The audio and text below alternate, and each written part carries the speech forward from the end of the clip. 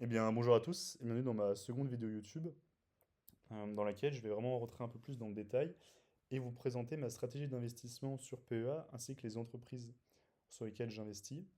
Donc tout d'abord, qu'est-ce qu'un PEA? En fait, le PEA, c'est une abréviation pour dire plan d'épargne en action. C'est en réalité une enveloppe fiscale qui est dédiée à tous les résidents fiscaux français et qui permet en fait d'acheter des actions européennes avec justement un avantage fiscal. En fait, le but du PEA, c'est un petit peu de venir pousser les investissements sur les actions européennes. En fait, une action, qu'est-ce que c'est? C'est une partie d'une entreprise. En fait, acheter une action, c'est finalement devenir propriétaire d'une petite partie de l'entreprise. C'est finalement comme si vous décidiez finalement d'acheter une partie d'un immeuble et après, par la suite, finalement, de venir échanger ces parts d'immeubles avec d'autres investisseurs. En réalité, pourquoi c'est intéressant de venir acheter des actions? En fait, il y a deux gros intérêts. Le premier, c'est de venir réaliser une plus-value et le deuxième, c'est de venir toucher des dividendes. Pour réaliser une plus-value, je vais vous prendre un exemple très simple. En 2015, vous décidez d'investir 10 000 euros sur l'action Apple, qui à ce moment-là, l'action Apple était cotée à 30 euros l'action. Vous décidez donc de mettre 10 000 euros dessus. En 2024, ces 10 000 euros sont en réalité devenus 60 000 euros parce que l'action Apple est passée de 30 euros à 200 euros. En fait, pour visualiser, en 2015, vous avez acheté une petite partie d'Apple, mais Apple s'est très bien développé. Et en fait, en 2024, cette petite partie vaut beaucoup plus que quand vous l'avez acheté. Le deuxième intérêt, c'est de venir toucher des dividendes. Donc, tout d'abord, qu'est-ce qu'un dividende? En fait, les dividendes, c'est une partie des bénéfices que va réaliser l'entreprise et qu'elle va décider de reverser aux actionnaires. En fait, tout simplement, à la fin d'une année, l'entreprise, donc logiquement, vous investissez sur les entreprises qui sont rentables, donc elle va réaliser des bénéfices. Et en fait, ces bénéfices, elle peut décider de les dédier soit en interne, donc ça va être d'acheter de nouveaux locaux, de mettre un peu sur les comptes, de venir rembourser une dette par exemple, ou elle a une partie de ses bénéfices qu'elle peut se dire, bon bah finalement, j'ai pas vraiment d'autre usage à le faire, autant que vienne rémunérer justement tous ceux qui sont propriétaires de mon entreprise. Donc en fait, tous ceux qui ont au moins une action.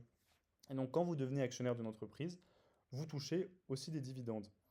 Un autre exemple aussi, par exemple, encore une fois avec l'action Apple, en 2015, donc vous aviez 330 actions Apple, parce que vous aviez acheté pour 10 000 euros d'actions Apple, vous touchiez 160 euros de dividendes.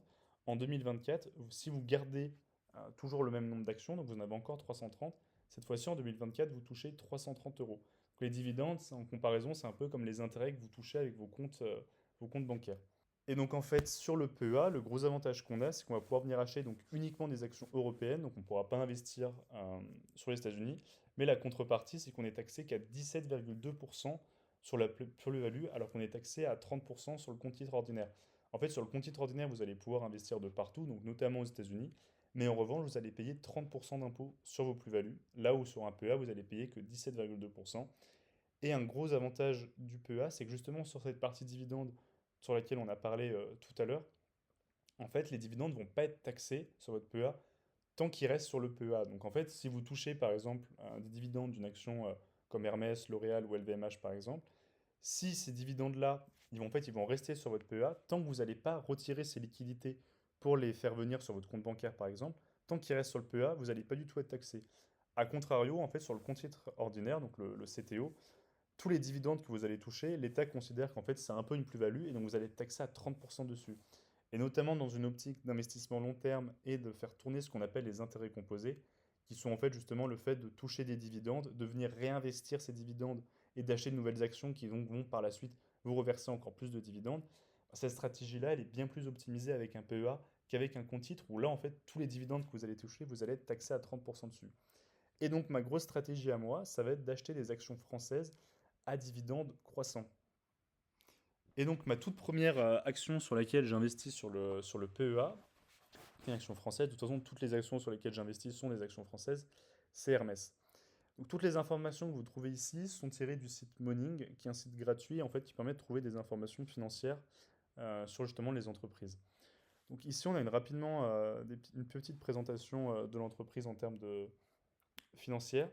Et on peut voir, donc quand on arrive ici, on peut voir que le rendement d'Hermès il est de 1,21%. En fait, ça veut dire que concrètement, si vous mettez 100 euros sur Hermès aujourd'hui, vous aurez un dividende de 1,21 €.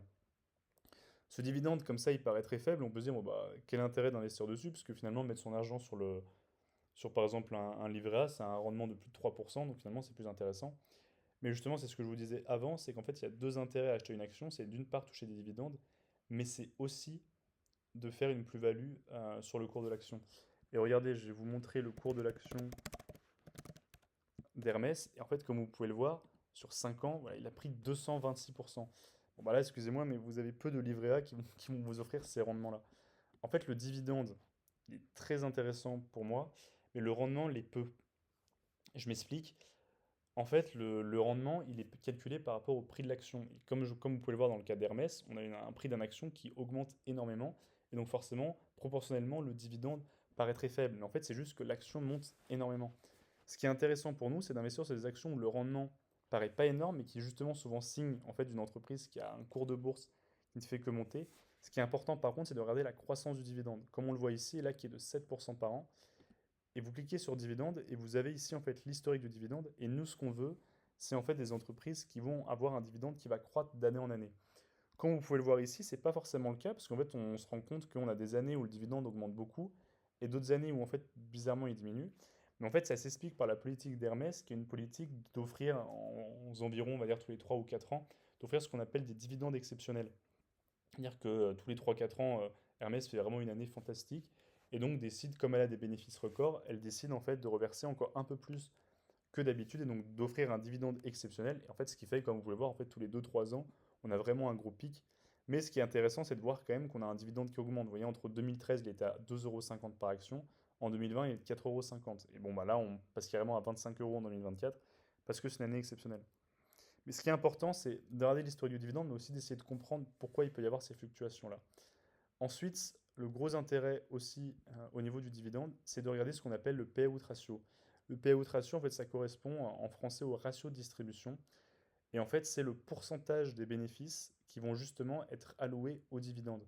Donc, dans le cadre d'Hermès, Hermès décide de passer 35% de ses bénéfices sous forme de dividendes. Ce ratio, il est important, et donc ce payout ratio ou ratio de distribution en français, il est très important parce qu'en fait, il va permettre de voir si le dividende que verse l'entreprise est soutenable. Je vous prends un exemple, on a certaines entreprises qui ont un ratio de distribution de plus de 90%. Et à ce moment-là, au premier abord, on peut se dire, bon, bah, c'est intéressant, c'est qu'en fait, tous les bénéfices que fait l'entreprise, ils partent sous forme de dividendes, donc c'est très bon. Mais en fait, au contraire, c'est pas bon du tout. Pourquoi? Parce que ça veut dire que tous les bénéfices de l'entreprise partent en fait en dividendes, donc elle investit très peu dans sa croissance, dans des acquisitions par exemple. Et surtout, ça veut dire que si on a une année où les bénéfices sont un peu moins bons, bah, le dividende va forcément pâtir, puisque si le dividende, c'est 90% des bénéfices, si les bénéfices, par exemple, chutent de moitié, chutent de 50%, bon, bah, même si l'entreprise décide de reverser 100% de ses bénéfices sous forme de dividende, bah, en fait, vos dividendes va diminuer. Donc ce ratio de distribution, il est très important à regarder, et dans l'idéal, voilà, il doit être en dessous des 50%. Ça veut dire que l'entreprise, elle a la moitié de ses bénéfices qu'elle reverse aux actionnaires, mais l'autre moitié qu'elle garde pour elle, pour l'investir, pour continuer d'avoir de la croissance. Et surtout, c'est vraiment quelque chose qui montre que c'est soutenable. Donc une fois que j'ai vu ces dividendes-là, moi ce que je regarde après, c'est l'onglet finance, et là je regarde la croissance du chiffre d'affaires. Pour moi, c'est, je pense, quasiment le critère le plus important. J'en ai quelques-uns, des critères financiers, mais pour moi, c'est un des plus importants, c'est en fait d'investir sur des entreprises qui vont vraiment avoir un chiffre d'affaires qui ne va faire que croître d'année en année. En fait, je considère que si jamais elle a un chiffre d'affaires qui ne croît pas, c'est pas bon parce que, qu'on le veuille ou non, on est quand même dans une économie globalement mondiale capitaliste qui prône en fait la croissance de plus en plus. On a une classe moyenne qui devient de plus en plus importante et financièrement qui a de plus en plus de moyens dans le monde. Donc pour moi, on doit investir sur des entreprises qui permettent de tirer de partie de ça et donc qui ont un chiffre d'affaires qui augmente. Bon bah comme vous pouvez le voir dans le cas d'Hermès, c'est absolument magnifique, ça augmente tout le temps. Sauf évidemment année exceptionnelle qui était l'année 2020 où il y a eu le Covid et donc bah, la moitié du monde était complètement enfermé chez soi. Mais comme vous pouvez voir, la croissance elle est très très bonne et c'est très bon signe. Un autre critère que je regarde, c'est aussi la marge. Là, dans le cas d'Hermès, elle est absolument phénoménale. Elle a une marge opérationnelle de 42% et une marge nette de 32%. La marge, c'est aussi quelque chose de très important parce que ça vous montre qu'une entreprise possède un avantage concurrentiel. Je m'explique, si la marge était très faible, en fait, ça veut surtout dire qu'à mon avis, l'entreprise, elle peut vendre ses produits, ses services, mais en fait uniquement parce elle est peu chère. Et ça, c'est pas bon parce que ça veut dire que si demain il y a un nouveau concurrent qui arrive par des moyens divers et variés à être moins cher, bon bah potentiellement l'entreprise sur laquelle on avait investi, bon, bah, elle va arrêter de croître parce qu'elle va perdre tous ses clients. Là où dans le cas d'Hermès, on peut voir une marge nette de 32%, moi, ce qui est juste exceptionnel, mais parce que c'est en plus c'est une marge de luxe. Mais c'est surtout qu'en fait ça montre que Hermès peut se permettre d'avoir des prix très chers, et entre guillemets elle s'en fiche parce que les clients vont continuer d'acheter. Elle a une marge qui est absolument énorme, ça prouve bien qu'elle a vraiment un avantage concurrentiel. Donc ça c'est un énorme pour moi critère à regarder, c'est la marge. Et enfin, dernier critère à regarder pour moi c'est le ratio dette sur EBITDA. En fait ce ratio, c'est un ratio qui vous donne le nombre d'années que va mettre l'entreprise pour rembourser sa dette. Dans l'idéal, on veut un ratio qui est en dessous de 3. Dans le cas d'Hermès, c'est fantastique, c'est même il est négatif, c'est-à-dire qu'en fait ils font trop de résultats et ils ont très peu de dettes. Bon, c'est une boîte exceptionnelle, donc en fait ce ratio-là s'explique, cette négativité de ce ratio s'explique comme ça.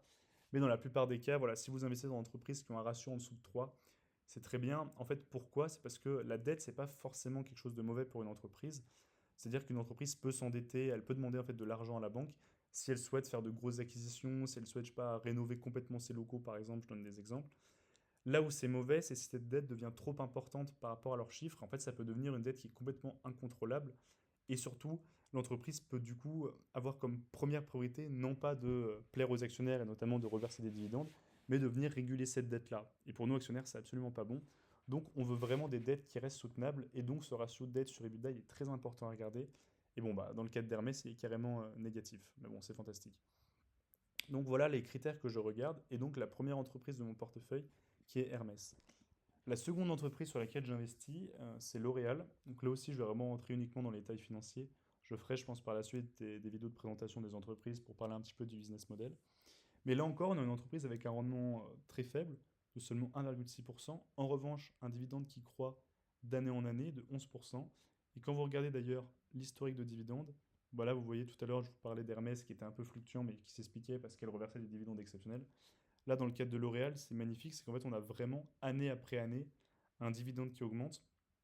Donc c'est typiquement le genre d'entreprise qu'on recherche, ça veut dire que c'est une entreprise qui arrive chaque année. En fait, pour moi, le dividende, si vous voulez, c'est vraiment quelque chose qui montre qu'une entreprise est bien gérée. C'est-à-dire que c'est pas du tout le premier critère à regarder, mais c'est plus une conséquence. C'est-à-dire que si elle est très bien gérée, si tous les ans elle arrive à réaliser de plus en plus de bénéfices, bon bah logiquement tous les ans son dividende va augmenter. Et dans le cadre de L'Oréal, c'est tout à fait ça. On a un dividende qui croît et en plus qui croît très très vite, 11% par an. C'est très très bien. Un ratio de distribution de 55%, donc encore une fois, c'est très bon. Quand vous regardez le chiffre d'affaires, il augmente d'année en année, sauf évidemment qui est exceptionnel de 2020. Une marge qui est très bonne et surtout une marge qui augmente. Là aussi, c'est important, c'est d'avoir une marge qui augmente. C'est-à-dire qu'année après année, L'Oréal arrive non seulement à avoir un chiffre d'affaires qui augmente, mais en plus de ça, à avoir une rentabilité de plus en plus importante. Donc elle arrive à optimiser des process, elle arrive en tout cas à vendre même plus cher, et les clients continuent d'acheter. Donc ça, c'est très très bon. Et enfin, un ratio dette sur EBITDA que vous voyez de 0,45, donc qui est très très bon. Donc L'Oréal, c'est la deuxième entreprise de mon PEA. Troisième entreprise de mon portefeuille, c'est Gaz Transport et Technigaz, donc abréviation GTT.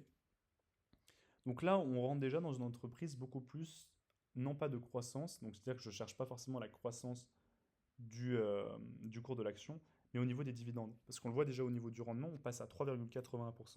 Donc là, ça devient intéressant, notamment dans cette stratégie de dividende, d'investir dessus. Et on a un dividende qui croît de 5% par an. Quand on va sur l'historique de dividende, encore une fois, voilà, on voit qu'il augmente tranquillement mais sûrement, année après année. Et là, voilà, en 2024, on a un dividende qui augmente énormément. En fait, c'est parce que GTT a fait une année exceptionnelle, un peu à la Hermès, et qu'elle décide du coup de reverser une grosse partie de ses bénéfices aux actionnaires. Là, encore une fois, pour moi, c'est bon signe. Ça prouve que c'est une entreprise qui, quand elle va réaliser une année exceptionnelle, plutôt que de se dire, bon, bah, on profite de ça pour mettre énormément de côté, pour préparer, on va dire, si jamais le futur était moins glorieux. Là, au contraire, on a vraiment une entreprise qui est très confiante et qui se dit, bon, bah, on a fait énormément de bénéfices, autant faire bénéficier à nos actionnaires. Donc, c'est évidemment très positif. Si on regarde la croissance du chiffre d'affaires, là, on peut voir qu'il est beaucoup plus fluctuant. En fait, il s'explique par le business model de GTT, qui en fait est, en gros, qui fluctue énormément en fonction de la demande mondiale du gaz naturel liquéfié, donc qui est le GNL. Et forcément, d'une année à l'autre, ça peut fluctuer. Donc là, on a un chiffre d'affaires qui n'est pas toujours en croissance. En revanche, on regarde quand même que sur long terme, si on compare par rapport à 2014, on a quand même un chiffre d'affaires qui croît. La raison pour laquelle j'essaie d'investir sur GTT, c'est au niveau de sa marge. En fait, c'est une boîte qui possède des brevets, qui possède un savoir-faire, j'ai envie de dire, presque unique au monde, et qui peut du coup se permettre de faire payer très cher ses services, parce que c'est la seule au monde à réaliser à faire ça. Et on peut le voir ici notamment avec sa marge nette qui est absolument folle, qui est à 47%, donc c'est même une marge nette supérieure à Hermès. Et c'est la raison aussi pour laquelle je la prends, c'est que je me dis, bon bah, avec une marge aussi élevée, même si elle facture peu finalement, elle a énormément d'argent qui va dans ses comptes, et donc elle a énormément d'argent qu'elle peut reverser aux actionnaires. Et encore une fois, un ratio dette sur EBITDA qui est carrément négatif. Bon, là, encore une fois, c'est très bon signe, mais ça veut dire qu'elle a très peu de dette. Ou en tout cas, cette dette est vraiment minime par rapport à ses résultats financiers. La quatrième entreprise de mon PEA, c'est une entreprise qui est très connue dans le terme de PEA et notamment dans le monde, on va dire, des rendements, c'est Total Energy. Donc là, comme encore une fois, vous pouvez voir qu'elle a un rendement beaucoup plus intéressant encore, qui est carrément de 4,97%. Mais en revanche, et c'est un peu logique, bon, elle a un dividende qui croît beaucoup moins. En fait, quand on regarde l'historique, bon, bah, on le voit là, 2022, il y a eu un gros pic, mais c'était parce qu'encore une fois, c'était aussi une année exceptionnelle, donc Total a reversé un dividende exceptionnel. Mais sinon, on a un dividende qui est en croissance continue, qui évidemment n'est pas une croissance folle, comme peut avoir des titres comme L'Oréal, mais une croissance qui est tout à fait soutenue et soutenable. Encore une fois, un payout ratio que de 37%. Donc, encore une fois, un dividende qui est soutenable, c'est-à-dire que l'entreprise ne met pas tous ses bénéfices sous forme de dividende. Donc, si jamais elle a des années un peu plus dures, elle pourra, entre guillemets, se permettre de juste mettre une plus grande partie de ses bénéfices sous forme de dividende pour que nous, actionnaires, on n'ait pas un dividende qui diminue. Encore une fois, un chiffre d'affaires qui a fluctué, mais parce que c'est lié aussi au business de Total Energy qui fluctue énormément en fonction de la demande des prix du pétrole et en fonction en fait, du prix du baril de pétrole. Elle a une marge qui est correcte, surtout pour une pétrolière, et surtout un ratio dette sur EBITDA qui est très bon, donc en fait une entreprise très peu endettée. Total, je le prends vraiment pour le dividende. Et enfin, dernière entreprise de mon portefeuille, donc cinquième et dernière entreprise. Donc à savoir que toutes mes entreprises sont équipondérées, c'est-à-dire qu'elles représentent le même pourcentage de mon portefeuille. Donc en fait, elles sont toutes à 20% dans mon PEA.